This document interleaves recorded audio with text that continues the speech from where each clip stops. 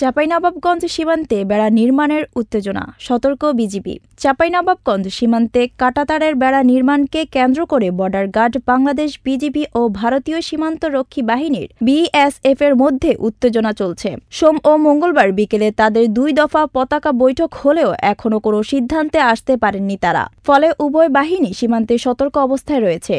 জেলার শিবগঞ্জ উপজেলার চৌকা সীমান্তে এই বেড়া নির্মাণকে কেন্দ্র করে উত্তেজনা দেখা দিয়েছে। সংশ্লিষ্ট সূত্রে জানিয়েছে, আন্তর্জাতিক সীমান্ত ফিলার 177/1S ও 2S এলাকায় 5-6 মাস আগে বিগত আওয়ামী লীগ আমলের সীমান্তের নোম্যান্স ল্যান্ড থেকে 50 গজ এগিয়ে বাংলাদেশের অভ্যন্তরে আন্তর্জাতিক শূন্যরেখায় 100 গজের মধ্যে ভারত একটি কাঁচা রাস্তা নির্মাণ করে। সেই রাস্তার পাশে পুনরায় কাঁটাতারের বেড়া নির্মাণ করার সময় এই উত্তেজনা তৈরি হয়। এদিকে সীমান্তে বাংলাদেশের ভূমি রক্ষায় স্থানীয় বাংলাদেশি নাগরিকরা ক্ষোভ জানিয়েছেন এবং বিএসএফের অবৈধ কর্মকাণ্ডকে প্রতিহত করতে বিজিবির সঙ্গে তারাও দিনব্যাপী সীমান্তে অবস্থান নেন।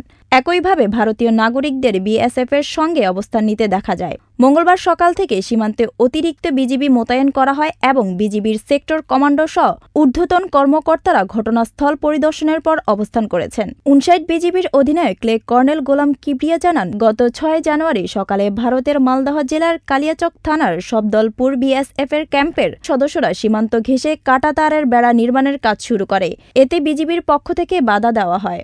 সোমবার বিকেলে উভয় পক্ষের মধ্যে পতাকা বৈঠক হলেও কোনো সমাধান হয়নি। মঙ্গলবার আবারও বিএসএফের পক্ষ থেকে 6 মাস আগে নির্মিত অবৈধ রাস্তার পাশে বাংলাদেশের অভ্যন্তরে কাঁটাতারের বেড়া নির্মাণের কাজ শুরু করলে বিজিবি আজও বাধা দেয়। এতে উত্তেজনা বৃদ্ধি পায়। তিনি আরও জানান, পরিস্থিতি এখন শান্ত থাকলেও উভয় বাহিনী সতর্ক অবস্থায় রয়েছে।